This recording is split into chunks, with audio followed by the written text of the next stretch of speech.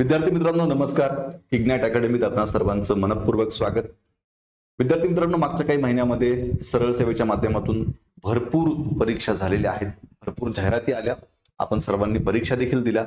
पण आता त्यानंतर आचारसंहिता लागली लोकसेवेची आणि मग सगळ्यांच्या समोर प्रश्न उभा राहिला तो म्हणजे आता यानंतर सरळ सेवेच्या जाहिराती येणार की नाही. हो विद्यार्थी मित्रांनो, हा अत्यंत महत्त्वाचा प्रश्न आहे. याच अनुषंगाने आपण चर्चा करणार आहोत. आचारसंहिता शिथिल झाल्यानंतर भरपूर जाहिराती येणार आहेत, आपल्याला भरपूर परीक्षा देता येतील. यातच एक महत्त्वाची परीक्षा म्हणजेच नाशिक महानगरपालिकेची भरती. या भरतीचं नेमकं काय झालं? कारण मागच्या काही महिन्यांपूर्वी नाशिक महानगरपालिकेची जी महासभा असते, या महासभेने जवळपास 9,000 पदांच्या सुधारित आकृतीबंधाला मान्यता दिली.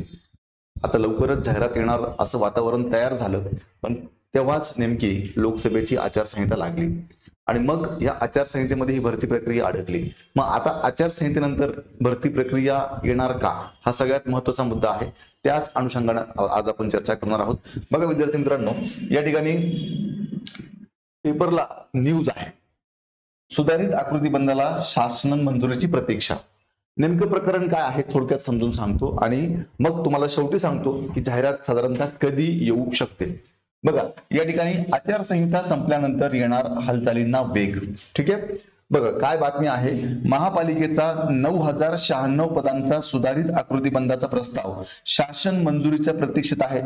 लोकसभा निवडणुकीची आदर्श आचारसंहिता संपुष्टात आल्यानंतर या प्रस्तावाच्या मंजुरी प्रक्रियेला गती मिळू शकणार आहे. सुधारित आकृतीबंध मंजूर झाल्यानंतर जम्बो नोकर भरतीचा मार्गही मोकळा होणार आहे.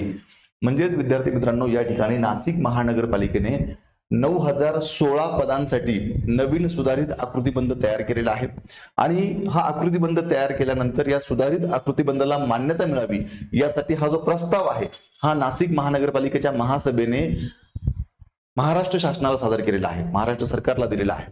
पण तेवढ्यात आचारसंहिता लागल्यामुळे या प्रस्तावाला मंजुरी मिळू शकलेली नाही. पण आता आचारसंहिता संपल्यानंतर ही मंजुरी मिळेल याची दाट शक्यता आहे.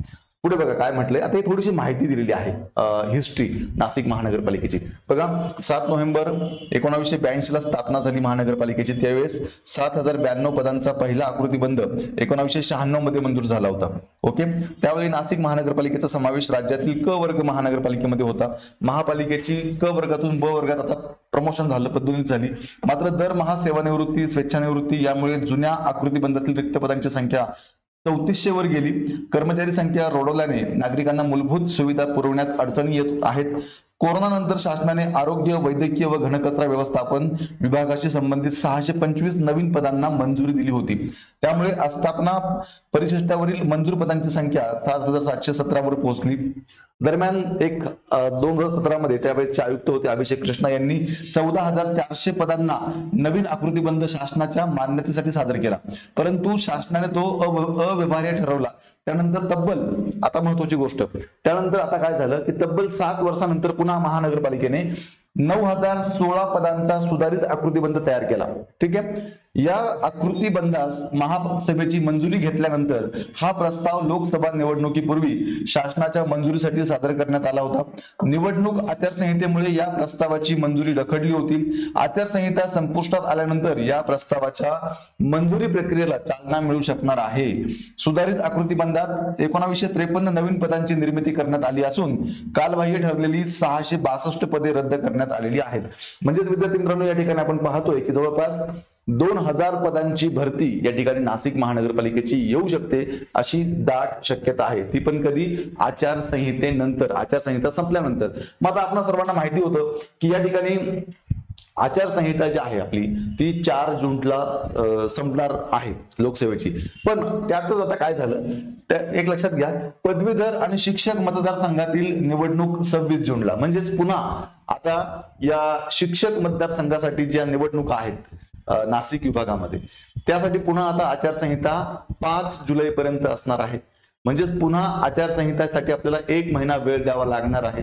त्यामुळे ही जी काही भरती प्रक्रिया आहे महानगरपालिकेची, या भरती प्रक्रियेला खऱ्या अर्थाने वेळ येईल तो 5 जुलै नंतर. तेव्हा विद्यार्थी मित्रांनो, या सरळ सेवेच्या माध्यमातून परीक्षा होणार आहेत. एक तर TCS किंवा IBPS परीक्षा येईल, पण विद्यार्थी मित्रांनो, आपला अभ्यास हा आत्तापासून असणं खूप गरजेचं आहे, हे लक्षात घ्या. आता या ठिकाणी बघा, नाशिक शिक्षकाच्या अखत्यारीतील नाशिक, नगर, जळगाव आणि धुळे या जिल्ह्यांमधील आचारसंहिता 5 जुलैपर्यंत कायम राहणार आहे. मग 5 जुलै नंतरच जे काही महानगरपालिका भरती प्रक्रियेसंदर्भात हालचाली होतील त्या 5 जुलै नंतरच होतील. पण विद्यार्थी मित्रांनो, अभ्यास आपल्या आत्तापासून करणं खूप गरजेचं आहे. फक्त नाशिकच नाही तर महाराष्ट्रातील वेगवेगळ्या ज्या काही महानगरपालिका आहेत यामध्ये जाहिराती घेणार आहे. अभ्यासक्रम जवळपास सगळ्याच महानगरपालिकेची जी वेगवेगळी पदं आहेत त्यांसाठी सारखाच असतो. त्यामुळे या एकाच अभ्यासावरती आपल्याला अनेक महानगरपालिकांचे फॉर्म भरून त्या ठिकाणी परीक्षा देऊन पास होता येईल व एक सरकारी नोकरी निश्चित करता येईल. त्यासाठी आजपासूनच आपण अभ्यास करणं खूप गरजेचं आहे. विद्यार्थी मित्रांनो, आपल्या अभ्यासामध्ये मदत व्हावी या अनुषंगानं इग्नाइट अकॅडमीच्या माध्यमातून ही एक आपली सर्वसमावेशक सरळ सेवेची बॅच आहे, ज्यामध्ये हा जो काही सरळ सेवेचा सिलेबस आहे हा सगळा कंप्लीट केलेला आहे.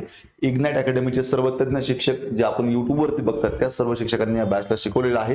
तेव्हा आजच इग्नाइट अकॅडमीचं ऍप्लिकेशन डाउनलोड करा आणि ही सरळ सेवेची बॅच जॉईन करा. त्याच पद्धतीनं वेगवेगळ्या स्पर्धा परीक्षांच्या अनुषंगानं माहिती जाणून घेण्यासाठी किंवा नवीन नवीन अपडेट्स जाणून घेण्यासाठी आजच इग्नाइट अकॅडमीचं हे युट्यूब चॅनल सबस्क्राईब करा.